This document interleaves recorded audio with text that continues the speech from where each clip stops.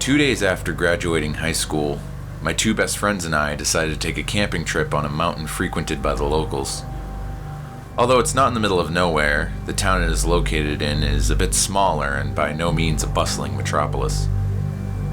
My friends, Brian and Craig, were both 2 years older than me and had taken the trip to celebrate their graduation and figured they'd introduce me to my college-age years by doing the same thing.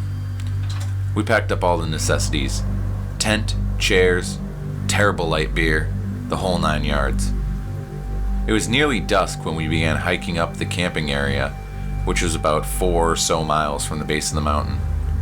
We set up camp and shot the shit, giddily exchanging drunken anecdotes while snacking on burnt hot dogs that we attempted to cook in the on-site fire pit, and we eventually passed out about 2 a.m. Not long after nodding off, a noise snapped me out of my sleep. I was still pretty intoxicated, but I could make out what sounded like music coming from outside the tent. I assumed that it was Craig or Brian's phone going off, and tried to ignore the sound, rolling over.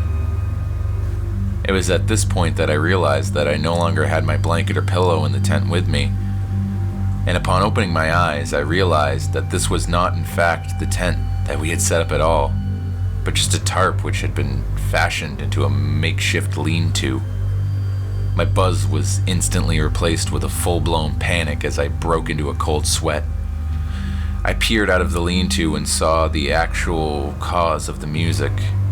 A cassette player that was sitting in the grass about 10 feet away from the tarp and was playing what sounded like a homemade recording of a little girl singing that church song, "Go Tell It on the Mountain," accompanied by what I would guess was an offbeat xylophone. The only other defining feature at this campsite was a clothesline, one end affixed to a tree, another to the ground. There were 3 white dresses hanging from it, swaying slightly in the breeze. The whole thing was unsettling as fuck, to say the least. I was still trying to make sense of what was going on when I heard walking in the forest about 50 yards away. I froze, not wanting to believe what I was experiencing, hoping that when I opened my eyes, I'd be back at the tent. No such luck. The rustling slowly got closer and closer.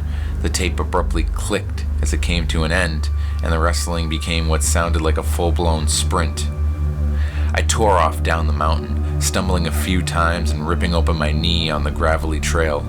I didn't even realize it or feel the pain until the next day. I was so full of adrenaline. I don't know how the fuck I managed to get back to the base of the mountain where we had parked, but I locked myself in the car and waited until the morning. I guess I managed to fall back asleep because I was awoken by Craig tapping on the driver's side window. He and Brian gave me some shit about how I was such a pussy for not being able to stick it the whole night on the mountain. I let them rag on me because I figured it would be easier than trying to explain the truth to them, and I didn't quite want to revisit it myself. It wasn't until a couple weeks later that I dared to ask the question that had been nagging me. I couldn't help but wonder how they'd figured out that I had gone back to the car. I asked Brian when we were hanging out playing video games a couple nights later, and he told me that they had got my note and just assumed that I'd gotten scared and went back to the car. I asked him what note he was referring to, as I definitely had no recollection of leaving one. He swore I did and claimed that he still had it in his camping bag. After rummaging around for a few minutes, he produced a scrap of paper that simply said, "Out walking." I slowly nodded and said I guess I must have written it when I was half asleep. He laughed as he crumpled it up and tossed it towards the garbage can. It's been 3 years since that night, and I can't explain the events of that camping trip. But I do know one thing. That note wasn't in my handwriting.